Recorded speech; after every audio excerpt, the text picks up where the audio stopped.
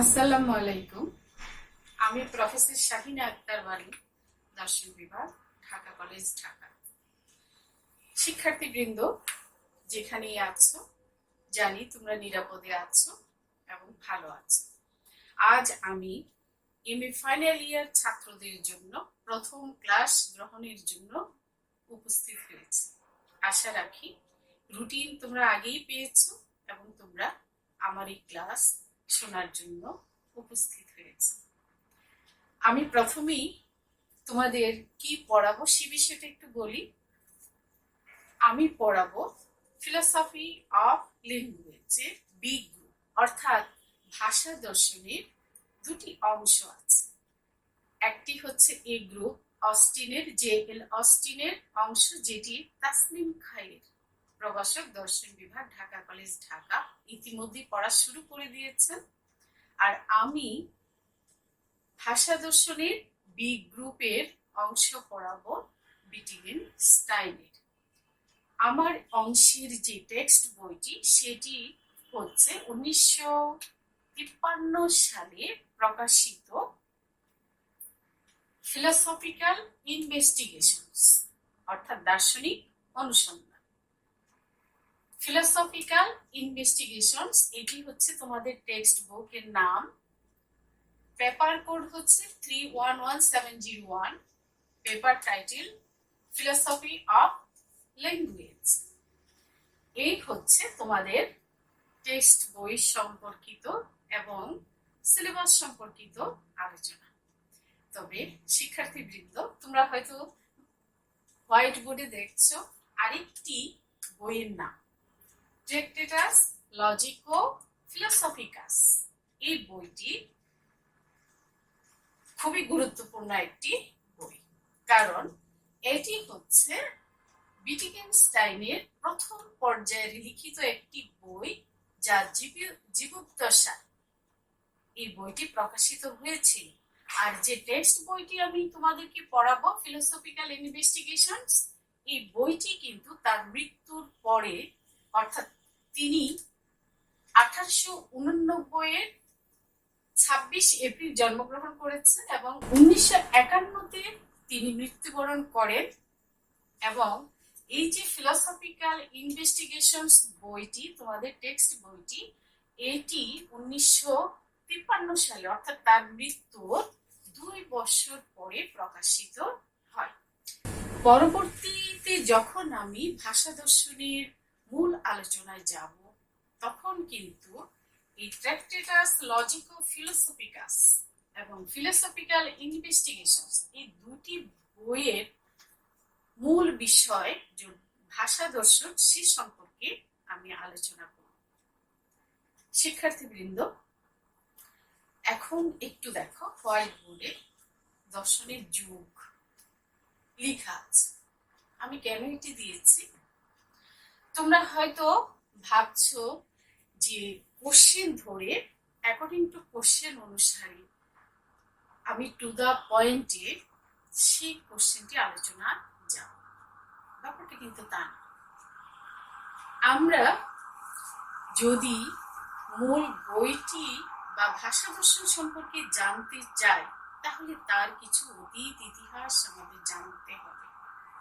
কেন আজকের এই সমকালীন সময়ে এই ভাষা দর্শন এত গুরুত্বপূর্ণ হয়ে উঠল, কোথা থেকে এর সূত্রপাত হয়েছে এবং কেন এটি ফিলোসফিক্যাল ডিসকাশনে খুবই গুরুত্বপূর্ণ স্থান দখল করে আছে, সেটি যদি আমরা দর্শনের একটু অতীত ইতিহাস না দেখি, না শুনি, না জানি, তাহলে মনে হয় এটি বোঝা সম্ভব হয়ে উঠবে না। কারণ যে কোনো জিনিস বুঝতে হলে তার রুট থেকে বুঝতে হয়, তাহলে সেই বিষয়টা সম্পর্কে পরিষ্কার একটি ধারণা পাওয়া যায়। চট করে একটি বিষয় বলা, সে বিষয়টি নিয়ে এক্ষুনি আলোচনা করা, আমার মনে হয় এটি শোনা এবং মনে স্থাপন করা খুবই কঠিন হয়ে যায়, মনে ধারণ করি রাখা কঠিন হয়ে যায়। সেজন্য আমরা যে কিছুই বুঝতে যাই না কেন, তার একটু অতীত প্রেক্ষাপট বুঝে নেওয়া ভালো। আমরা দেখো এখানে দর্শনের যুগ অর্থাৎ 4টি যুগ আমরা পাই। একটি হচ্ছে প্রাচীন যুগ, দেখো, আরেকটি মধ্যযুগ, আধুনিক যুগ এবং সমকালীন যুগ। দর্শনের যুগ আমরা জানি 4 অংশে বিভক্ত: প্রাচীন, মধ্য, আধুনিক এবং সমকালীন যুগ। আমরা এই যে ভাষা দর্শন পড়ছি বা তোমাদেরকে আমি যে পড়াবো, তিনি কোন যুগের ছিলেন আগে আমরা সেটি চিহ্নিত করবো এবং কোন সব দার্শনিকদের সমসাময়িক ছিলেন, তাহলে বোঝা যাবে যে তার চিন্তা চেতনায় সেই সময়ের দার্শনিকদের চিন্তা ভাবনা কেমনটা প্রভাব বিস্তার করেছে, কিংবা তিনি কেমন ভাবে স্বতন্ত্র হয়ে চিন্তাধারা তার প্রকাশ করেছিলেন।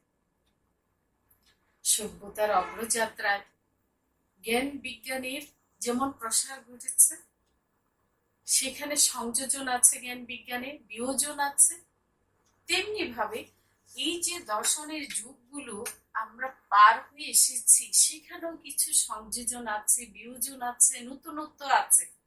কিন্তু এই যুগের ধারাবাহিকতায় কোন যুগে কি ছিল আমরা সংক্ষেপে একটু দেখে আসি। যদি না দেখে আসি, এখন যদি তোমরা এটি না বুঝে থাকো, তাহলে কিন্তু দর্শনের আর কিছুদিন পরে তোমরা মাস্টার্স পাস করে যাবে, কিন্তু এই যুগগুলো সম্পর্কে যদি তোমরা একটি সংক্ষিপ্ত চিত্র তোমাদের মনে ধারণ না করতে পারো, তাহলে আমার মনে হয় যে ফিলসফিতে মাস্টার্স পাস করা অসম্পূর্ণ হয়ে যাবে। হয়তো একটি সার্টিফিকেট পাবে, কিন্তু এই যুগগুলো সম্পর্কে তোমার ধারণা অপূর্ণ রয়ে যাবে এবং খণ্ডিত কিছু ধারণা নিয়ে হয়তো পাস করে যাবে। আশা করছি তোমরা এরকম চিন্তা করছো না। তোমরা নিশ্চয়ই একটি ভালো ধারণা নিয়ে ফিলসফি পড়তে এসেছো এবং একটি ভালো ধারণা নিয়ে পাস করে যাবে। তো শুরু করি। আমরা এই যে বিটিগেনস্টাইন, তাকে আমরা এই 4 যুগের মধ্যে কোথায় পাবো, কোথায় তার সূত্র, এই ভাষা দর্শনের সূত্রটা কোথায়, আমরা সেই অংশটা একটু ঘুরে আসি। প্রাচীন যুগ খ্রিস্টপূর্ব 600 থেকে 529 অব্দ, সেটা তোমরা জানো। এই যুগটা কি ছিল? এই যুগে ধরা হয় যে মানুষ প্রথম চিন্তা করার, কৌতূহল দেখার সুযোগ পেয়েছিল।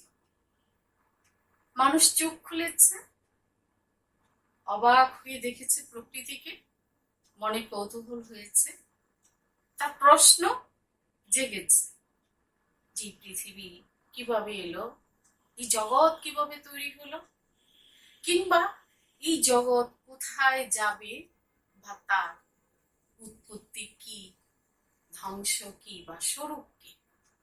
এই যে কৌতূহল থেকে প্রশ্নের উদ্রেক, সেখান থেকেই তো ফিলোসফির যাত্রা। তখন ফিলোসফি ছিল প্রকৃতি কেন্দ্রিক। খেয়াল করে দেখো, তখন দার্শনিকেরা ছিল প্রকৃতিবাদী। আমরা এই প্রকৃতিবাদী দার্শনিক প্রথমে কাকে চিহ্নিত করি? দার্শনিক থেলেসকে চিহ্নিত করি, কারণ তিনি হচ্ছেন প্রথম যিনি পদার্থবিদ্যার সূত্রপাত ঘটিয়েছিলেন। যখন পানির সৃষ্টি এবং এই পানিতে এই জগৎ একদিন ধ্বংস হয়ে যাবে,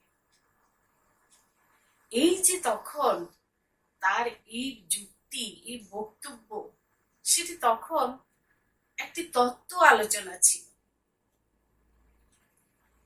থেলিসের পরে অনেকেই, বাকি 6 জন দার্শনিক 6 রকম কথা বলেছেন। কেউ বলেছেন আগুনের কথা, কেউ বলেছেন পানির কথা, কেউ বলেছেন নৌসের কথা, অ্যানাক্সিগোরাস পর্যন্ত নৌসের কথা বলেছে। এই যে থেলিস থেকে অ্যানাক্সিগোরাস পর্যন্ত এই প্রথম পর্বের দার্শনিকদেরকে তো জানো, তারা জগৎ উৎপত্তি নিয়ে কথা বলেছে। এরপরে আসো প্রকৃতির পরে মানুষের মন কিন্তু তার জীবনের দিকে ফিরে। আমরা পাই সক্রেটিস, অ্যারিস্টটল, প্লেটো, তাই না? সক্রেটিসের ছাত্র প্লেটো, প্লেটোর ছাত্র অ্যারিস্টটল, অ্যারিস্টটলের ছাত্র আমরা আলেকজান্ডারকে পাই। এরপরে এই এই এই সময়ের দার্শনিকেরা প্রকৃতি থেকে দৃষ্টি সরিয়ে জীবনের দিকে নিয়ে এলেন। কিন্তু এখানে আরো একটি জিনিস সৃষ্টি হয়েছিল, সেটা হচ্ছে যুক্তিবিদ্যা। থেলিস যে কথা বলেছিলেন ওয়াটার ফিলোসফি হিসাবে বর্তমানে যেটি খুবই বিখ্যাত এবং বিভিন্ন সময়ে এই বিখ্যাত ওয়াটার ফিলোসফিটিকে কেন্দ্র করে এখনো কিন্তু গবেষণা হচ্ছে। কিন্তু পরবর্তী পর্যায়ে অ্যারিস্টটল যা করলেন, তিনি পদ্ধতিগত যুক্তিবিদ্যা শুরু করলেন। থেলিসের সময় কিন্তু যুক্তি ছিল, কিন্তু যুক্তির চেয়ে তত্ত্ব ছিল। কিন্তু পুঁথিগতভাবে অ্যারিস্টটল সর্বপ্রথম যুক্তিবিদ্যাকে আলোচনা করা শুরু করলেন। যুক্তিবিদ্যার সূত্রপাত ঘটল সে সময়। প্রকৃতিবাদী থেকে জীবনমুখী এবং যুক্তি নির্ভর দর্শন তখন শুরু হলো। এরপরে দেখো, অ্যারিস্টটলকে ছেড়ে আমরা যদি যাই, জ্যানোর দিকে যাই, তিনি কি করেছিলেন? গতি এবং বহুত্বকে ব্যাখ্যা করেছিলেন, যে গতি এবং বহুত্বের ব্যাখ্যা আজও ফিজিক্সে একটি অনস্বীকার্য বিষয়। কিংবা ধরো ডেমোক্রিটাসের অ্যাটমিজম বা পরমাণুবাদ, এটি কি আধুনিক বিজ্ঞানের সূত্রকে মনে করিয়ে দেয় না?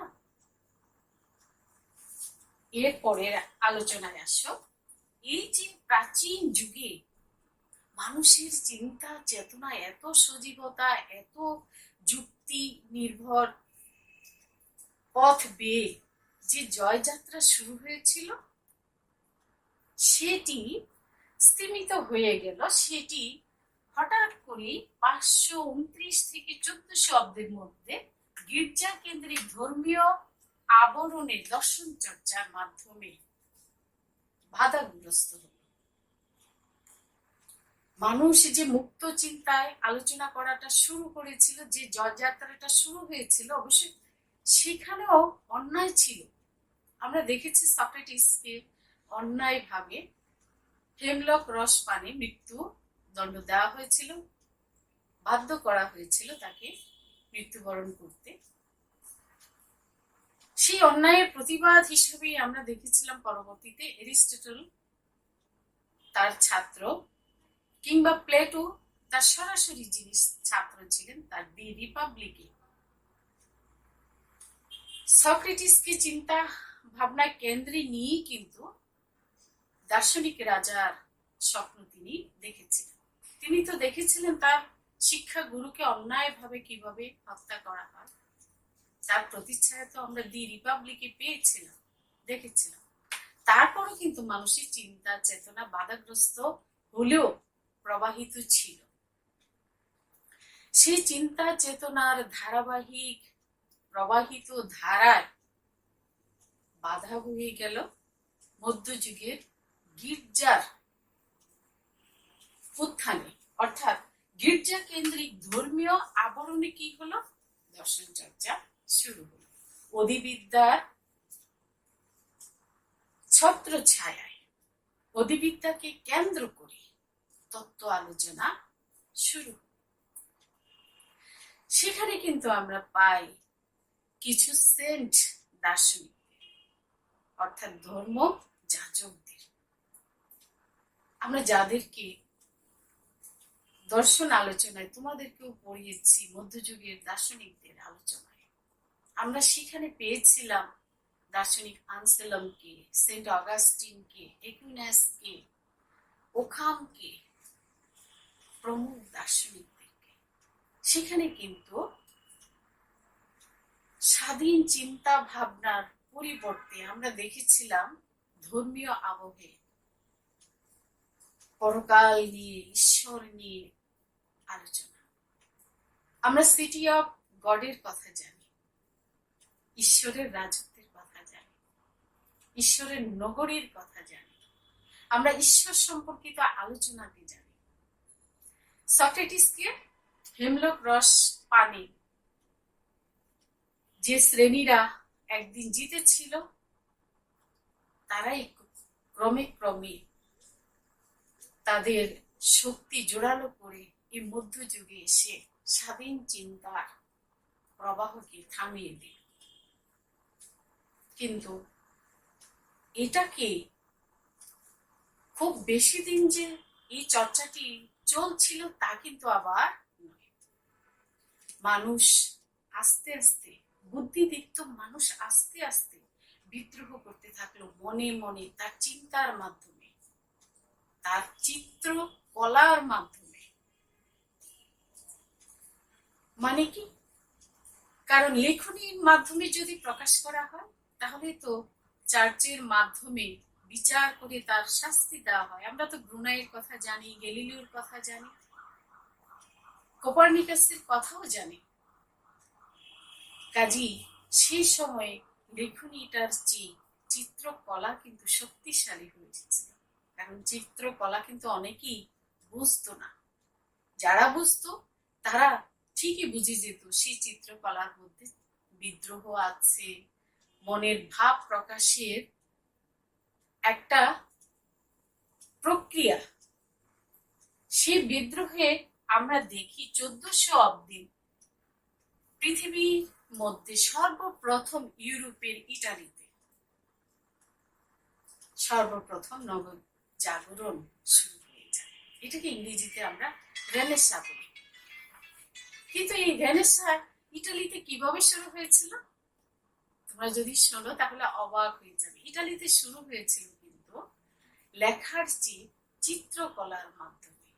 আমরা দা ভিঞ্চির কথা জানি, রোমারোলার কথা জানি, ফ্রান্সের অনেক চিত্র শিল্পীর কথা জানি, যারা চিত্রশিল্পের মাধ্যমে তাদের মনের ভাব প্রকাশ করেছেন, তাদের মনের বিদ্রোহকে প্রকাশ করেছেন, প্রতিবাদ করতে একটা পদ্ধতি হিসাবে অবলম্বন করেছিলেন। এই নবজাগরণের যুগ হলো 1453 থেকে 1690। এই সময়ে বুদ্ধিবাদী ধারা আমরা লক্ষ্য করি। এই বুদ্ধিবাদী ধারায় আমরা ফ্রান্সের বুদ্ধিবাদী ডেকার্টকে পাই, স্পিনোজাকে পাই, লাইবনিজকে পাই, আরো অনেক বুদ্ধিবাদী দার্শনিককে পাই, যারা জ্ঞানের উৎপত্তির বিষয় নিয়ে মুক্তভাবে আলোচনা করেছেন। শুধু সেটা না, বডি মাইন্ড নিয়ে বা ঈশ্বর সংক্রান্ত বা ঈশ্বরের সংখ্যা সংক্রান্ত বিষয় এখানে আলোচনায় এসেছে।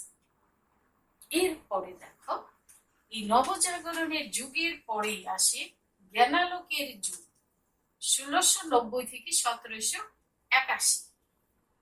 একটি বুদ্ধিবাদী ধারার প্রতিক্রিয়া হিসেবে আমরা অভিজ্ঞতাবাদী ধারাকে লক্ষ্য করি। সেখানে তোমরা নিজেরা প্রবলেমস অফ ফিলসফিতে পড়ে এসছো এইসব দার্শনিক লক, বার্টলি, হিউম এদের আলোচনা। এই দুটি ধারা, বুদ্ধিবাদী ধারা এবং জ্ঞানালোকের ধারা, যখন এক ধারা আরেক ধারার সাথে রশি টানাটানির মতো অবস্থা, তখনই কিন্তু আবার দেখি ভাববাদী যুগের কান্ট দার্শনিক, জার্মান দার্শনিক ইমানুয়েল কান্টকে, যিনি একটি সমন্বয়ী মতবাদ জ্ঞানের ক্ষেত্রে নিয়ে এসেছিলেন, বিচারবাদ। এই ভাববাদী ধারায় আমরা ফিকটেকে দেখি, আমরা দার্শনিক হ্যাগেলকে দেখি। হ্যাগেলের দ্বান্দ্বিক পদ্ধতি তো খুবই বিখ্যাত। এই হ্যাগেল এত প্রভাবশালী দার্শনিক ছিলেন যে তার জীবিত অবস্থায় কোনোভাবেই এর বাইরে, ভাববাদী ধারার বাইরে যাবার পথ ছিল না, থাকলেও সেটি খুবই ক্ষীণ ছিল। ফলে কি হলো, এখান থেকেও কিন্তু একটি সাল আসে সময় আছে। হেগেলের একটি মৃত্যুর সাল 1831।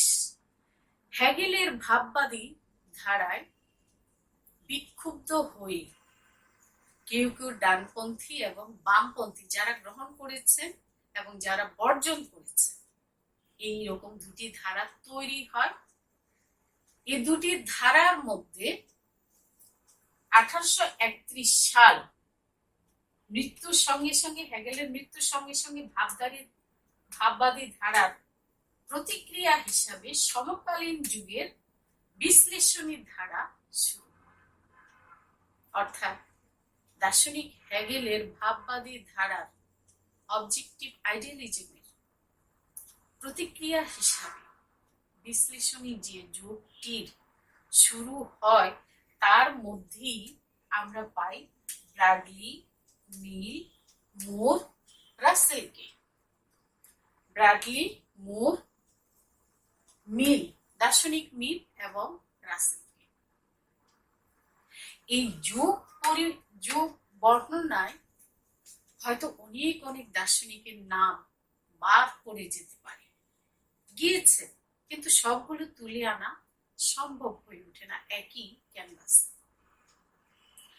আমার আজকের এই আলোচনার কথা হচ্ছে এই যে আমরা দার্শনিক উইটগেনস্টাইনকে খুঁজে বের করব, কোন অংশে তিনি আছেন।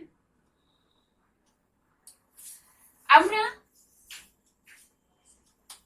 প্রাচীন যুগে অ্যারিস্টটলকে দেখেছিলাম, তিনি যুক্তিবিদ্যা সূত্রপাত ঘটিয়েছিলেন, প্রথম পদ্ধতিগত যুক্তিবিদ্যা সূত্রপাত ঘটিয়েছিলেন।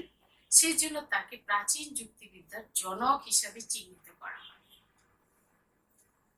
এই প্রাচীন যুক্তিবিদ্যার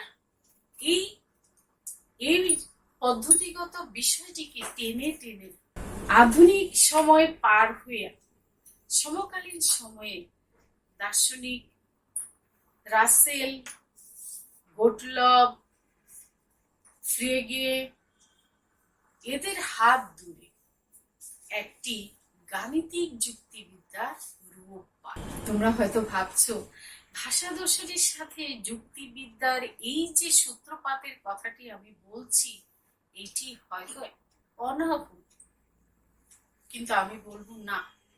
এই জন্য অনাহুত না যে মানুষ আরেকজন মানুষকে কিভাবে চিনে, বাইরের মানুষ আরেকজন বাইরের মানুষকে কিভাবে চিনে, যখন তার সাহচর্যের যারা থাকে তাদেরকে চিনে। আমি হয়তো বুঝাতে পারছি না। অর্থাৎ একজন মানুষ কোন শ্রেণীর মানুষদের সাথে চলাফেরা করে, কেমন গ্রুপের সদস্যদের সাথে তার আনাগোনা বা চিন্তার ক্ষেত্রে তার সমর্থক কারা, তাদেরকে যখন চিনি তখন আমরা বলি যে সেই মানুষটি ওই রকম। আমরা যখন একজন ছেলেকে একজন পড়ুয়া ছেলের সাথে উঠ বস বা চলাচল করতে দেখি, আমরা ধরে নিই যে ওই ছেলেটিও পড়ুয়া হবে, সাদৃশ্যকরণের মাধ্যমে। একটা সমমনা একটি গ্রুপ থাকে, সমচিন্তার একটি গ্রুপ থাকে। এখন আসি প্রাচীন যুগে, আমি বলেছিলাম অ্যারিস্টটলের কথা, যুক্তিবিদ্যার সূত্রপাত ঘটিয়েছিলেন। সেই অ্যারিস্টটলের সাধারণ যুক্তিবিদ্যায় গাণিতিক প্রতীক দিয়ে এটির একটি উন্নত রূপ দান করেন ব্রিটিশ দার্শনিক গোটলব। এই গোটলবের সাথে কিন্তু দার্শনিক উইটগেনস্টাইনের সম্পর্ক ছিল, সাহচর্য ছিল। তাহলে বোঝা যাচ্ছে যে তাহলে ব্যাপারটা কি, আরো ব্যাপার আছে। আমি এখানে দেখো মুর রাসেলের কথা বলেছি না, মুর আর রাসেল উইটগেনস্টাইনের অত্যন্ত কাছের মানুষ ছিলেন। বিশেষ করে রাসেল তো উইটগেনস্টাইনের শিক্ষক ছিলেন, আর দার্শনিক রাসেল গোটলব, ফ্রেগে এদের দিয়ে গণিতের যে গাণিতিক যে যুক্তিবিদ্যা প্রণয়ন হয়েছিল তার মধ্যে দার্শনিক রাসেলেরও অবদান ছিল।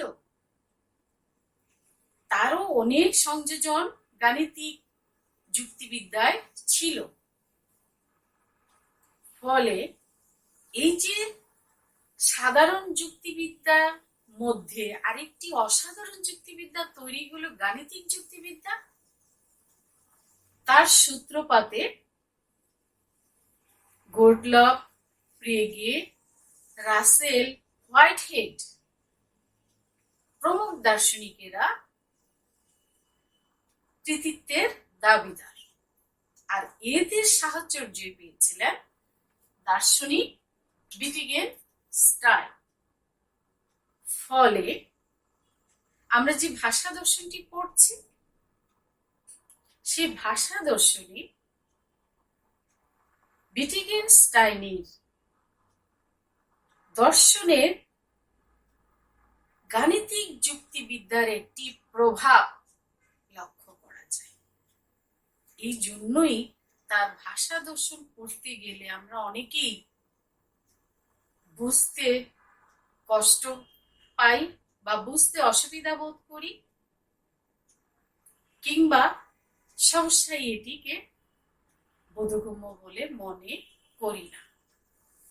তো এই প্রেক্ষাপটে উইটগেনস্টাইনকে আমরা পেলাম দার্শনিক রাসেলের ছাত্র হিসাবে, এবং দার্শনিক রাসেলের সাথে তিনি কিভাবে সম্পৃক্ত হলেন সেই গল্পটা এখন একটু বলি। সেটা হচ্ছে তার পারিবারিক, তিনি তো অস্ট্রিয়ায় জন্মগ্রহণকারী একজন দার্শনিক। তার পিতা ছিলেন কার্ল উইটগেনস্টাইন এবং মাতা ছিলেন একজন পিয়ানো বাদক এবং সঙ্গীতজ্ঞ। তার দাদা, উইটগেনস্টাইনের দাদাও কিন্তু ছিলেন একজন গণিতজ্ঞ এবং তিনি ছিলেন একজন সঙ্গীত পিপাসু এবং তিনি খুব ভালো পিয়ানো বাজাতে পারতেন সেই সময়। অস্ট্রিয়ায় এই পরিবারটি সম্ভ্রান্ত ছিল অর্থ সম্পদের দিক থেকে এবং সংস্কৃতির দিক থেকে। সংস্কৃত পরিমণ্ডলে এই পরিবারের অবদান অনেক ছিল, সুখ্যাতি ছিল এবং সবাই তাদেরকে সম্ভ্রান্ত পরিবারের সদস্য হিসাবে চিনত। উইটগেনস্টাইন 14 বছর বয়স পর্যন্ত বাড়িতে পড়ালেখা করেন এবং সেই সময় তার পিতা লক্ষ্য করলেন যে তার ছেলে পুরানো কল কবজা নিয়ে বেশিক্ষণ মেতে থাকে। ফলে তাকে বার্লিনে পাঠানো হলো এবং কেমব্রিজেও তাকে পাঠানো হলো অ্যারোনটিক্যাল ইঞ্জিনিয়ারিং এর উপর পড়ালেখা করার জন্য। কিন্তু সেখানে গিয়ে বিশাল একটি ঘটনা ঘটে গেল। তিনি সেখানে যাবার পরে বার্টন রাসেলের প্রিন্সিপিয়া ম্যাথামেটিকা অর্থাৎ প্রিন্সিপাল অফ ম্যাথামেটিক্স গ্রন্থটি, যেটি গণিতের বিশ্বকোষ হিসাবে পরিচিত, সে বইটি পড়ার সৌভাগ্য অর্জন করলেন। পড়ার পর এমন হলো যে তিনি বার্টন রাসেলের সাথে দেখা করার জন্য উদগ্রীব হলেন এবং একসময় দেখা হয়ে গেল। রাসেলের সাথে দেখা হওয়ার পাশাপাশি কিন্তু তিনি সেই যে গাণিতিক যুক্তিবিদ্যার প্রবর্তক গোটলব, সমসাময়িক রাসেলের সঙ্গে দার্শনিক, তার সাথেও উইটগেনস্টাইনের দেখা হয়ে গেল, কথা হলো একসময় কেমব্রিজের দ্য মরাল সায়েন্স নামক একটি ক্লাবে 1912 সালে হোয়াট ইজ ফিলসফি এই নামে একটি প্রবন্ধ সেই ক্লাবে তিনি অর্থাৎ উইটগেনস্টাইন পাঠ করলেন। এই প্রবন্ধটি শোনার পর রাসেল বুঝে গেলেন যে এই ছেলেটি দর্শনের একজন নতুন দিকপাল হিসেবে সংযুক্ত হতে পারে যদি তাকে নার্সিং করা হয়। অর্থাৎ হোয়াট ইজ ফিলসফির মাধ্যমে উইটগেনস্টাইন তার প্রতিভার এবং ফিলসফিতে তার সম্ভাবনার সূচনা ঘটে। এরপর আমরা যা দেখি তা হচ্ছে যে তিনি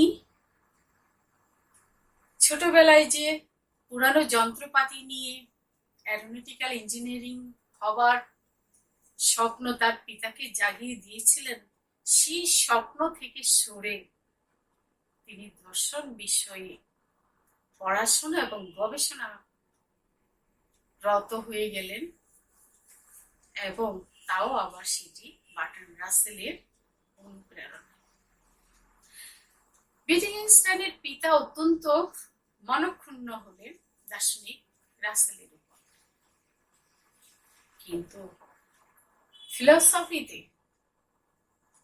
উইটগেনস্টাইন এমনই আনন্দ পেলেন যে তাকে আর এই বিষয় থেকে সরিয়ে নেওয়া সম্ভব হয়নি। আস্তে আস্তে তার ফিলসফির বিষয়ের আগ্রহ, গবেষণা এবং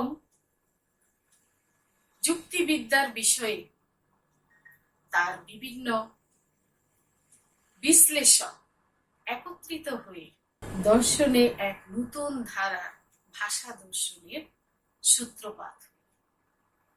আর তার এই সূত্রপাতের প্রথম বইটির নামই হল ট্রেক্টেটাস লজিকো ফিলোসফিকাস।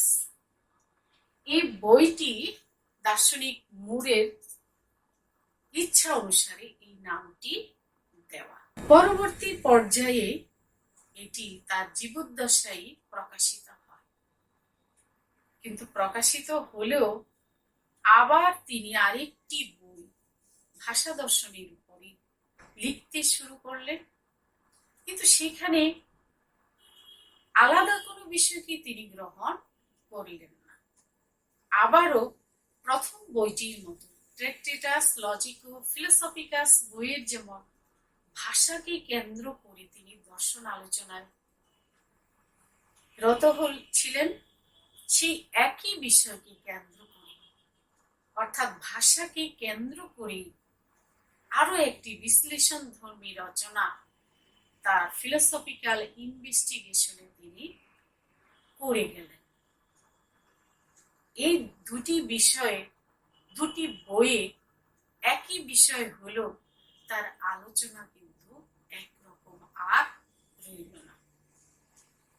আমরা পরবর্তী পর্যায়ে এই দুটি বই মূল বিষয়বস্তু এক থাকার পরও কিরকম করে দুভাবে ব্যাখ্যা হয়ে এসেছে সে বিষয়টি আমি তোমাদের সাথে আলোচনা করব আশা রাখি।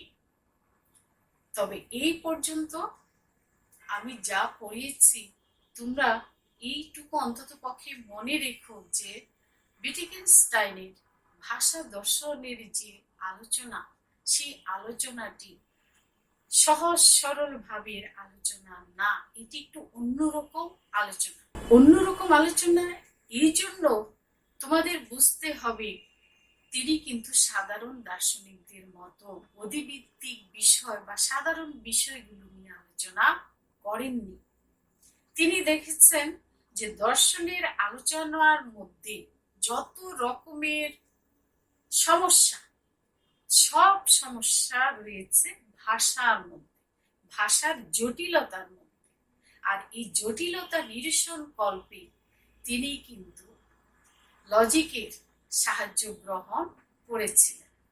শুধু সেটি না, তার পরিবারে যে গানের বা সঙ্গীত চর্চার প্রচলন ছিল, তিনি কিন্তু পরবর্তী পর্যায়ে এই সঙ্গীতের উদাহরণের মাধ্যমে দার্শনিক ভাষা বা দর্শনের ভাষা বা বচনের আলোচনায় এই সঙ্গীতের উদাহরণগুলো টেনে এনেছে।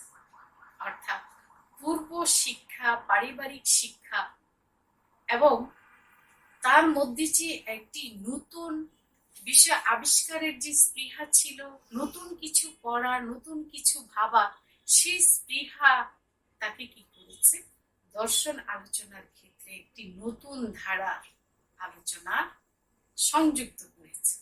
এই জন্যই আমরা দর্শনে একটি ভাষা দর্শন সম্পর্কিত দর্শন পেয়েছি, যা হঠাৎ করেই আমরা এটিকে বোঝার চেষ্টা করলেও বুঝে উঠিনি বা বোঝা সম্ভব হয়ে ওঠে না, কারণ তার বইয়ের যে আলোচ্য বিষয় সেটি কিন্তু ভাষাকে কেন্দ্র করে। আর সবচেয়ে ছোট একটি অভিমত হচ্ছে উইটগেনস্টাইনের, সেটি তোমরা সব সময় মনে রেখো। এটি মনে রাখলে উইটগেনস্টাইনের ভাষা দর্শনটা তোমাদের কাছে বুঝতে সুবিধা হবে। তিনি কিন্তু ভাষা দর্শনের একটি অভিমত রেখেছিলেন, বচন হলো বাস্তবের চিত্র। এটিকে তিনি গাণিতিক ভাবে কিভাবে ব্যবহার করে ভাষার দুর্বোধ্যতা, জটিলতা পরিহার করে দর্শনকে অগ্রসর করার চেষ্টা করেছেন, আমরা পরবর্তীতে সেই আলোচনায় যাব।